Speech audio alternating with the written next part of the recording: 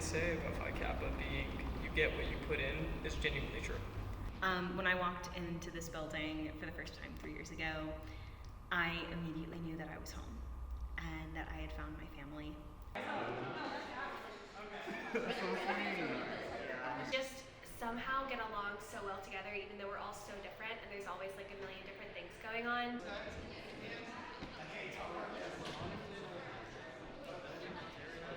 This week, a team of actives will go head-to-head against a team of our seasoned alumni, enriching our spirit of a debate and sharpening our minds. We'll debate the resolution, be it hereby resolved. The consumption of nonfiction true crime undermines the general well-being of American society. The active team will be affirming, and the alumni team will be negating. Sister President Rosie Moray, siblings of the Phi Kappa Literary Society, alumni, and guests. It's 1992. Rita Isbell stands rigid in a courtroom behind a wooden lectern, just like I am tonight. Her hands clench when her brother's killer walks into the room. He takes his seat, and the face Rita has tried desperately to forget is suddenly right there in front of her. This is the man who brutally murdered her 19-year-old brother, Errol Lindsay. Rita begins to give her witness testimony, yelling at Jeffrey Dahmer that she didn't want to see her family go through pain like this ever again. Yet more than 34 years later, the Isbell family is still in the courtroom, face to face with trauma and pain because of true crime. Can I ask, what would you rather happen with these grisly crimes, these brutal moments? Would you rather they're not spoken of and not exposed at all? They still have directors that are thinking about what message they want to portray. They're still trying to allude to things that may have happened. They still have speculation and conspiracy theories within nonfiction true crime. So I sit down at my first Phi Kappa meeting. Within 5 minutes, I write down in my journal, I have found my people. It was the first time I felt real belonging, seeing that totally nerdy version of debate for fun. A mischaracterization of what sensationalism is as a rhetorical device. Sensationalism operates, yes, in the logic of exposure and visibility as necessities for change. But it's characterized by hyperbole and excess meant to attract an audience, yes, but it's not characterized by a lack of truth, nor does it necessitate a misconstruction of the data. Are you familiar with the CSI effect?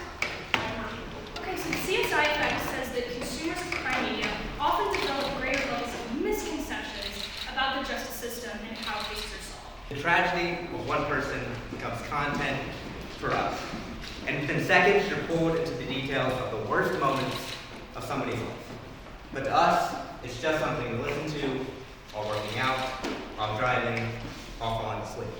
CSI Effect is about fiction. CSI is a fictional TV show. It's not nonfiction. And it has no effect on nonfiction true crime media. Are you aware that a number of law enforcement agencies around the nation have come together and reported that false leads from self-reported use of true crime has actually led them to prolong cases in serving the justice and community?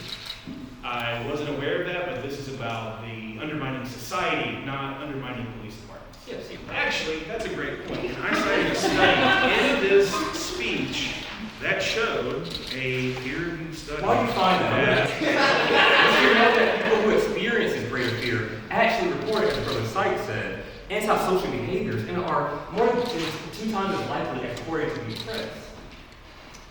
I can't find it. Right. But are you aware that in a series of interviews, because I'll keep going like this. Okay, yeah. That Dr. Kelly Bowling said that co-victims say that a lack of privacy is the #1 reason that they don't appreciate true crime. And that scholar has also written extensively about. But in this case, it has she said.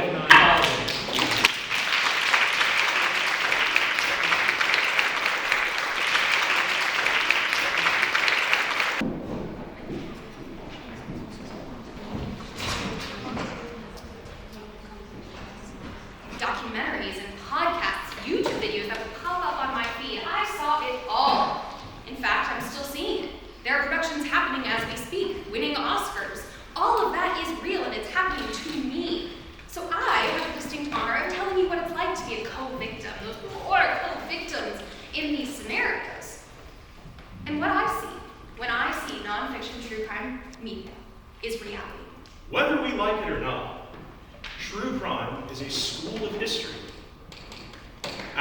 worst, this means it presents neutral objectivity. At best, it offers invaluable insights into criminals, their crimes, and what we ought to do about them. You have to think very long about this because we already have for you. True crime does not improve our society. It actually decreases the health of it. And if you need any more proof, then simply press play and see for yourself. Thank you. I yield the floor.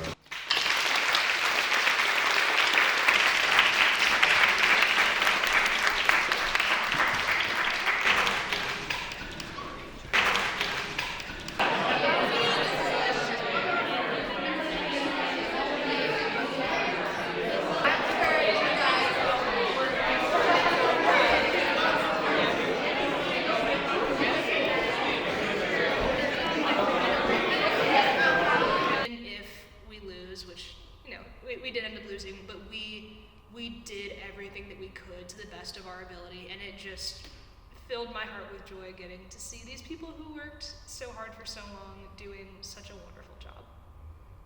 I think for me, and this might sound a little bit biased because I'm sitting next to you, but seeing your face after you finished your speech was like everything. Because I think it represented how the team felt as a whole. It was just like, kind of like a sense of relief, but also excitement and pride, and just like, it was kind of like a collection of like all the hard work that we put into and the reward that we were getting out of it.